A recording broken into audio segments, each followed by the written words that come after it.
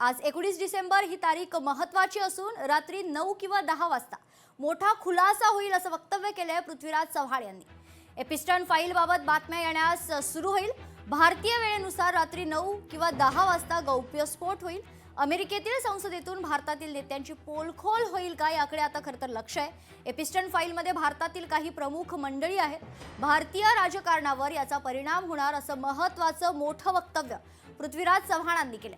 Epstein फाईलबाबत 15 दिवसांपूर्वी बोललो होतो। पृथ्वीराज चव्हाणांचा रोख नेमका कुणाकडे हा सवाल आता उपस्थित होतोय। आता अजून काही माहिती आलेली नाही। अमेरिकेमध्ये पहाटेचे 3:45 वाजलेले आहेत। समजा 9 वाजता, 10 वाजता, 11 वाजता जर बातम्या यायला सुरुवात झाली तर ते अजून 7-8 तास आहेत। पण आज तिथं अमेरिकेतल्या 19 तारखेला सबंध एप्स्टीन फाईलची माहिती जाहीर करावीच लागणार आहे, असा अमेरिकेचा कायदा आहे। एवढंच मी तुम्हाला सांगितलं, दुसरं काही सांगितलं नाही। तसे नावं काय असतील तर भारताच्या राजकारणात परिणाम होईल। आता ते होईल का नाही तुम्ही मला सांगा, जेव्हा माहिती पुढे येईल तेव्हा कोणाकोणाची नावं आहेत ती। एक महत्त्वाची बातमी समोर येते। 10 पालिकांमध्ये ठाकरे बंधूंची युती जवळपास निश्चित झाली। मुंबई, ठाणे, कल्याण, डोंबिवली या पालिकेत युती होणार आहे। नाशिक, नागपूर महापालिकेतही ठाकरे बंधूंची युती होणार असल्याची महत्त्वाची अपडेट आहे। अनिल परबांनी राज ठाकरेंची भेट घेतली। युतीची चर्चा अंतिम टप्प्यात आल्याची महत्त्वाची माहिती स्वतः नितीन सरदेसाई यांनी दिली आहे।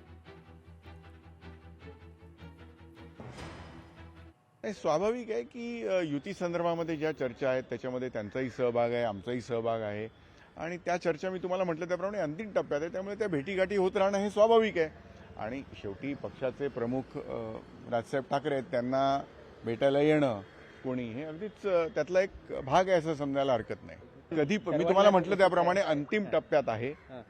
कधी जाहीर होईल हे आत्ता ह्या क्षणाला सांगणं लवकरात लवकर एवढंच मी बोलू शकतो।